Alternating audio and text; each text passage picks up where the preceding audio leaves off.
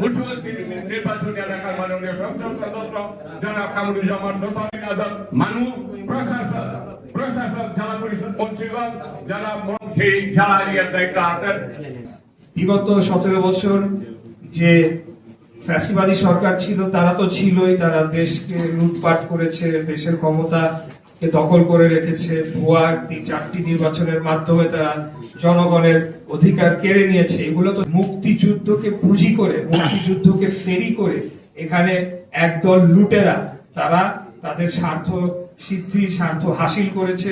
তাদের সকল অপকর্ম সেগুলোকে বৈধতা দেওয়ার জন্য এবং বাংলাদেশের ক্ষমতাকে দখল করে রাখার জন্য তারা প্রতিনিয়তই মুক্তিযুদ্ধকে ব্যবহার করেছে এবং মুক্তিযুদ্ধের পক্ষের বিপক্ষের শক্তি এটি তাদের প্রয়োজনে তারা দেশকে বিভাজিত করে রেখেছিল এবং যার কারণে আমরা মারাত্মকভাবে ক্ষতিগ্রস্ত হয়েছি এবং সর্বশেষ আমরা 2024 সালের গণঅভ্যুত্থান দেখেছি। আমাদের এখন যারা প্রতিদ্বন্দ্বী রাজনৈতিক প্রতিপক্ষ বলবো না, প্রতিদ্বন্দ্বী রাজনৈতিক শক্তি রয়েছে, তাদের কি ভূমিকা ছিল 1971 সালে সেটা মানে সবার মুখে মুখে যদি নাও কেউ বিশ্বাস করতে চান, তখনকার পেপার পত্রিকাগুলোর কাটিং গুলা খালি দেখলেই হবে যে প্রকাশিত হয়েছিল যে কি তাদের ভূমিকা ছিল। যারা বাংলাদেশের বিপক্ষে ছিল, যারা বাংলাদেশ রাষ্ট্র প্রতিষ্ঠাবার সেটা চায় নাই, যারা নিজ দেশের মানুষের উপরে তারা অস্ত্র হাতে ঝাঁপিয়ে পড়েছিল, পাক হানাদার বাহিনী তাদেরকে সহযোগিতা করে হত্যাযজ্ঞে মেতে উঠেছিল, গুম ধর্ষণের মতো মানে অপকর্ম তারা করেছিল। আজকে যাই হোক এত বছর পরে তারা এখন এসেছে সংসদে, এটা এখানে ব্যর্থতাটা আমাদের সবাইকেই নিতে হবে। বাংলাদেশকে যারা চায় নাই, বাংলাদেশ স্বাধীনতা বিরোধী যারা রয়েছে, তারা কোনোদিনও বাংলাদেশকে আবারও দখল করে তাদের মতো করে সেটাকে দখল করে নিয়ে যেতে পারবে না। যতদিন আমরা জীবিত আছি আমরা এই লড়াইটা চালিয়ে যাব। যে লড়াইটা আপনারা করেছিলেন 71 সালে সেটা চলমান রয়েছে। বিভিন্ন সময় আন্দোলন সংগ্রামের মাধ্যমে মুক্তিযুদ্ধের আদর্শকেই কিন্তু আমরা বাস্তবায়ন করেছি।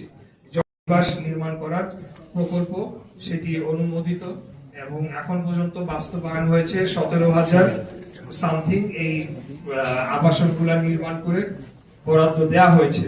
তবে আপনারা নিশ্চয়ই জানেন যে বিগত 17 বছরে ফ্যাসিবাদী আওয়ামী সরকারের আমলে কিভাবে দুর্নীতি সর্বক্ষেত্রে এটা গ্রাস করে ফেলেছিল, একইভাবে এখানেও তাই হয়েছে।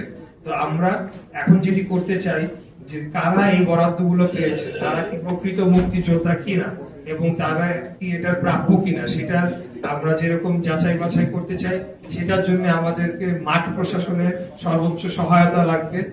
আর যারা বাদ পড়ে গিয়েছে প্রকৃত মুক্তিযোদ্ধা, তাদের জন্য আমরা অবশ্যই বীর নিবাস নির্মাণ করব এবং তাদেরকে তাদের যথাযথ প্রাপ্যটুকু আমরা বুঝিয়ে দেবো ইনশাআল্লাহ। এটাই আমার লাস্ট কথা, আপনারা অধৈর্য হবেন না। ধলেশ্বরী এবং শীতলক্ষা নদীতে সেখানে মানে চরম আকারের দূষণ সৃষ্টি হয়েছে। অনেকগুলো সিমেন্ট ফ্যাক্টরি, অনেকগুলা কলকারখানা রয়েছে যারা তাদের যে বর্জ্যটা সেটা অপরিশোধিত ভাবে নদীতে ফেলছে, অর্থাৎ ইটিপি যে প্রক্রিয়ায় তাদের এটাকে পরিশোধিত করে ফেলার কথা সেইভাবে তারা করছে না। এবং সেখানে ক্রাউন সিমেন্ট, প্রিমিয়ার সিমেন্ট, আরো বড় বড় যারা কোম্পানি আছে তারা সকলেই এখানে রয়েছে এবং কিছু দুর্বৃত্ত মাফিয়া কোম্পানিও এখানে আছে।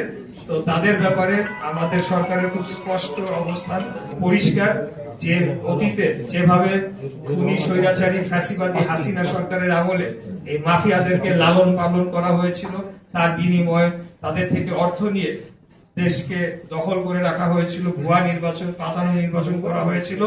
আমরা সেই সরকার না, আমরা সরাসরি জনগণের ভোটে নির্বাচিত হয়ে জনগণের স্বার্থ রক্ষার জন্য আমরা সরকার গঠন করেছি।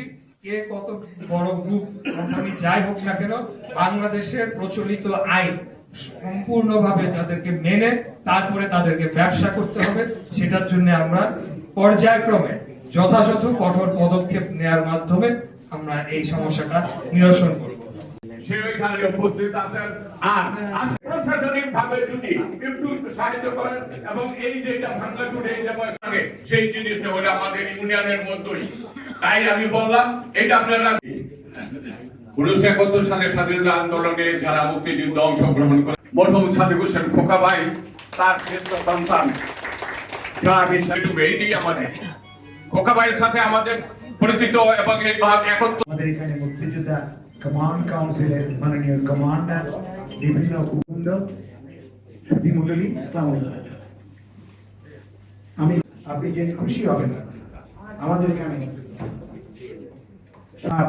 কামরুজ্জামান রতন সাবেক ছাত্র নেতা এবং আমাদের আর দুজন, একজন আব্দুল সালাম এবং আব্দুল্লাহ, এই তিনজনকে জেলা পরিষদের প্রশাসক হিসাবে দায়িত্ব নেওয়ার পর থেকে তিনি সূচক দায়িত্ব বিনয়ের সঙ্গে বলতে চাই নাও দি আমাদের প্রশাসনিক জন্য মুক্তিযোদ্ধারা আছেন এবং আমাদের মাননীয় স্পিকার তিনি একজন, আমাদের 3 এমপি বিশেষ করে অত্যন্ত ক্ষিপ্রগতি। মুক্তিযুদ্ধ কি করতে হবে আপনি জানবেন আর আপনি নির্দেশ দিবেন এমপিদের নেতৃত্বে। সুযোগ্য সন্তান ইঞ্জিনিয়ার ইশরাককে সংসদ মাননীয় স্বরাষ্ট্রমন্ত্রী এবং মাননীয় প্রধানমন্ত্রীর যে নির্দেশনা মতো মুক্তিযুদ্ধ বিষয়ক মন্ত্রী মহোদয় এবং উপস্থিত এটা অপরিশোধিত ভাবে নদীতে ফেলছে, অর্থাৎ ইটিপি যে প্রক্রিয়ায়